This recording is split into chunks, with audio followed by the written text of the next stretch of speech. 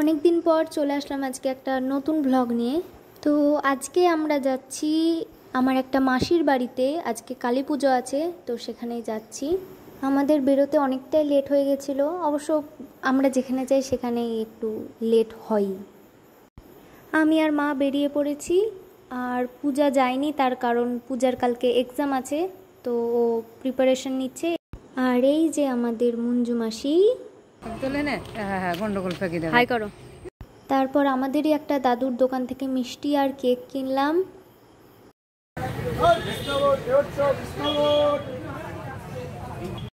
কেকের যে কাঠিটা ছিল ওটা বাসে লেগে গেছিল, দিয়ে হাফ ওই জন্য ফেলে দিতে হয়েছে। আর এই কেকটা দারুণ খেতে ছিল, দারুণ। আর ওই যে এখন বাস দাঁড়িয়ে আছে, এখনও 10 মিনিট দাঁড়াবে। আর এখন মা ওখান থেকে ফল কিনছে। তো চলুন এখন যাওয়া যাক।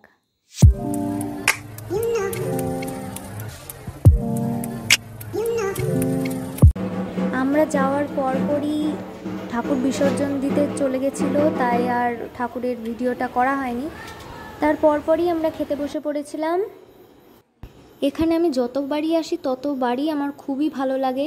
এই চারিপাশটা খুবই সুন্দর, মানে ফোনে কতটা বোঝা যাচ্ছে আমি জানি না, কিন্তু সামনে থেকে খুবই সুন্দর। আর আমার পছন্দ মতো চারিদিকে আয়নাও ছিল। চারিদিকে কি সুন্দর গাছপালা। বাড়িতে গাছপালা না থাকলে সেটা বাড়ি বলেই মনে হয় না। খাওয়া দাওয়া গল্প গুজব করার পর এখন আমরা বাড়ির দিকে রওনা দিচ্ছি। বেরোতে বেরোতেই আমাদের অনেকটা লেট হয়ে গেছিলো, সন্ধ্যা লেগে গেছিলো। তো এখানেই ব্লগটা শেষ করছি। আপনারা সকলে ভালো থাকবেন আর আমাদের পাশে থাকবেন।